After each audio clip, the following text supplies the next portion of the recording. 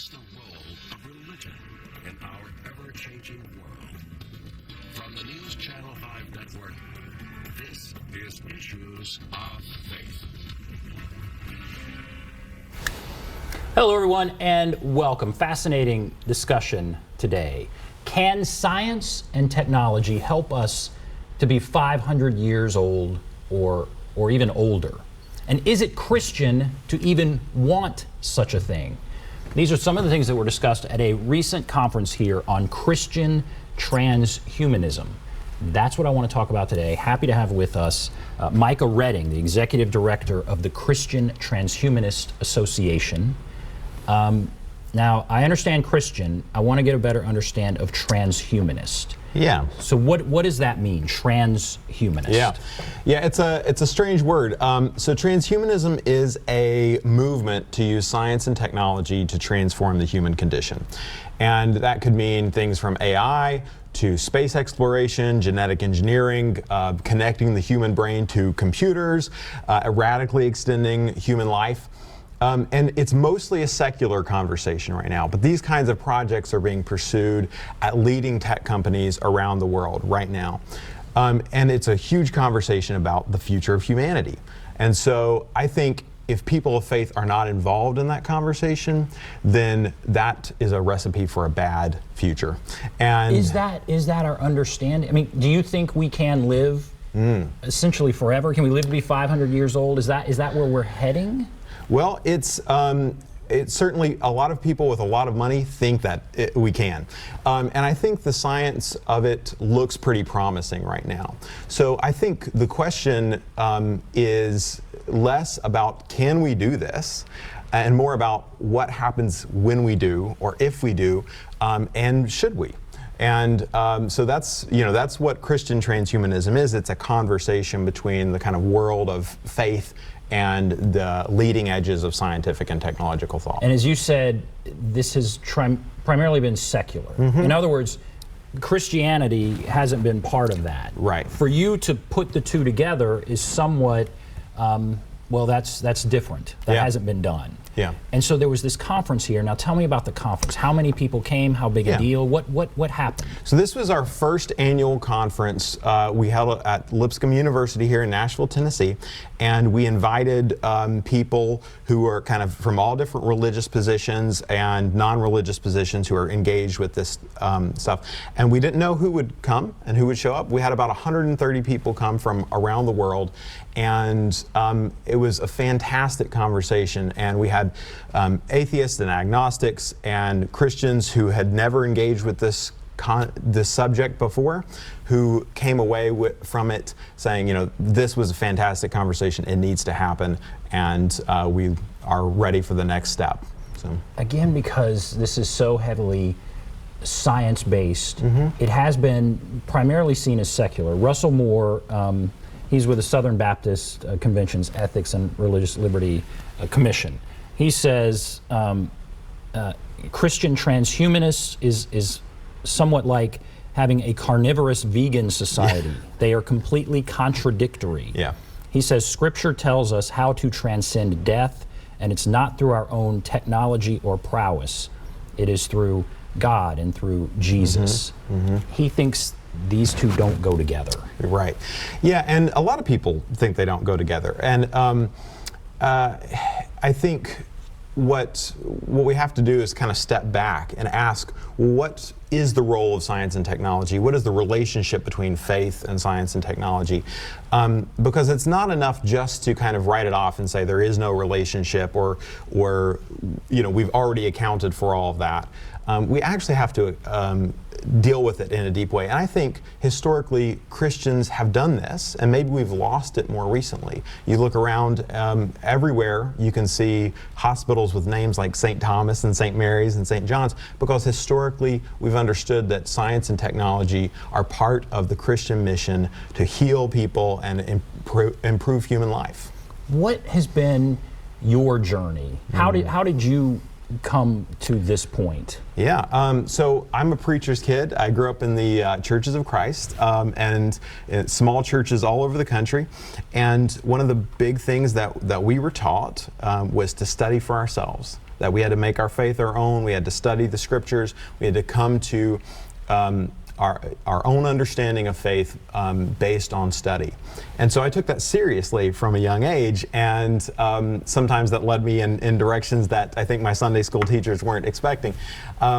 But it ultimately led me to kind of, through people like C.S. Lewis and G.K. Chesterton and N.T. Wright, who kind of are in touch with the historic Christian tradition, to say, you know what, the world matters, the physical universe matters.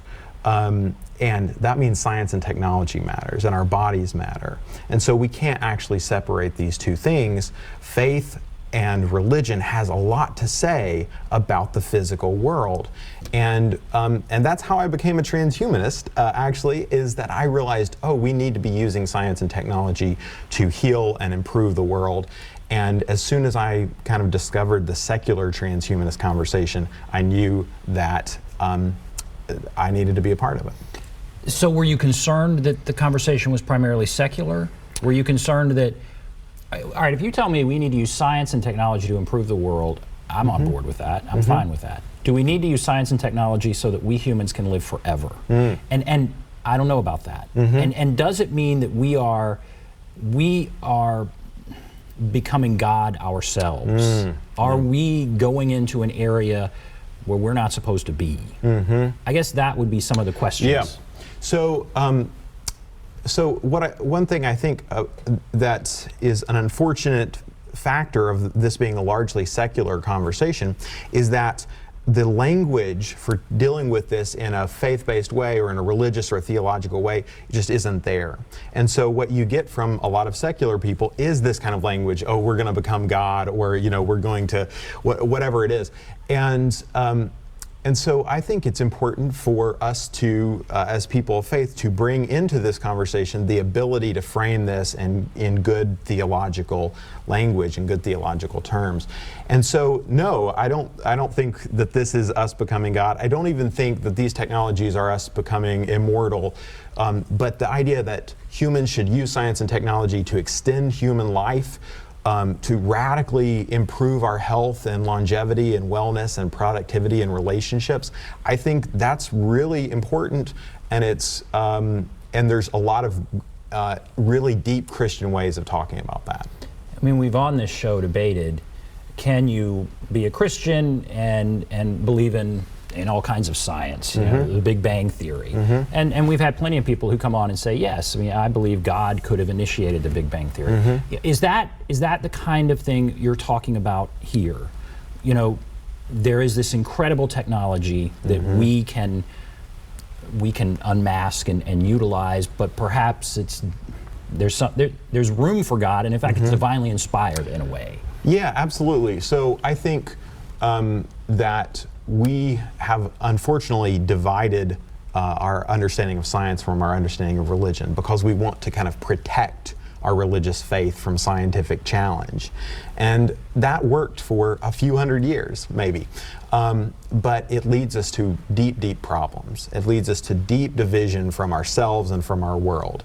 And in order to address many of our societal issues today, many of the issues and challenges that face us going into the future, people of faith need to overcome that. We have to accept that science is allowed to challenge us, and we are not separate from that conversation. We have to be engaged in it. And then to go full into just transhumanism, how close are we to some of these things you're talking about? Well, potentially very close, and some of them are unfolding all around us already. So Elon Musk, the leader of Tesla and SpaceX, recently said that he was months away from announcing some kind of development in a human-computer brain interface technology. So I don't know, we'll see when that comes, but he and people like Jeff Bezos of Amazon are pursuing space programs, right? This kind of stuff is happening now, and a lot of these people are pursuing brain-computer interfaces, AI. They're very concerned about the ethics of AI, because unrolling AI into our world is a very dangerous thing. AI is artificial intelligence? Yes. And how does that manifest itself? What does that mean? Well, what we're actually seeing, there are different kinds of AI, but we actually are in a world that is full of AI. And if you're interacting on Facebook or Google or Twitter, you're actually training an AI to understand something about human cognition. And we don't really think about the gravity of that, but it's a really heavy responsibility. Everything you click on Facebook, everything you like or heart or fave or whatever, is teaching an AI something about human behavior. And that's something we should be thinking about. Fascinating. And so you have this Christian background, and you also believe this is where we're headed as far as technology.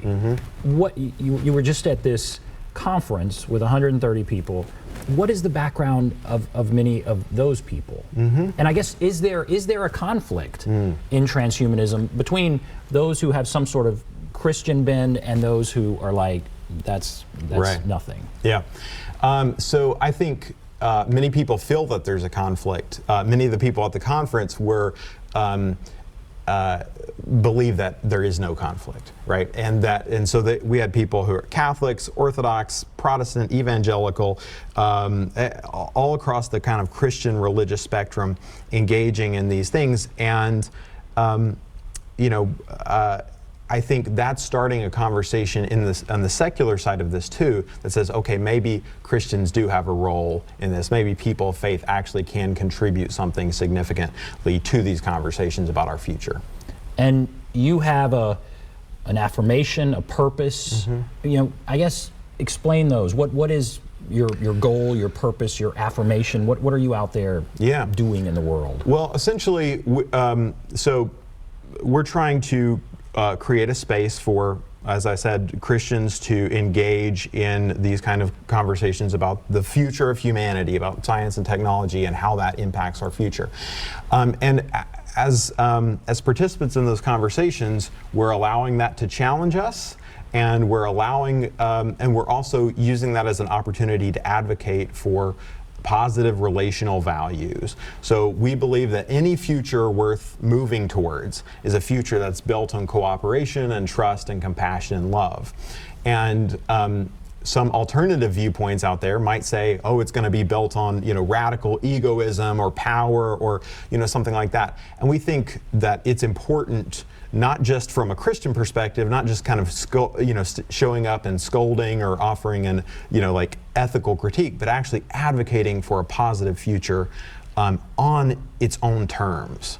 And that's what we're trying to do. It is a way to bring some morality, ethics into this conversation. Absolutely. If we can do these things, can we cure disease, and can we get rid of hunger? And why, I guess, I think those who are secular would say, well, we would do that without the Christian aspect. Yeah. But you want the Christian part to be part of this conversation. Yeah, well, I think it has to be, you think about the many of the secular people who are kind of most invested in these conversations have very little window into the world of faith. And that's the majority of human experience across space and time. And I think it's just not a good situation. The people who are pioneering the future can't be kind of leaving behind our history, our past, our full range of human experience. And so I think just as a matter of everyone needs to be engaged in this, and that means people of faith need to be. You wrote a fascinating article in a national magazine, and I want to talk about that when we come back. We're going to take a break, come back, and really talk about how you feel like Christianity is transformed every 500 years or so, and this could be the next great transformation. So we'll talk about that. We'll take a break. Be back right after this.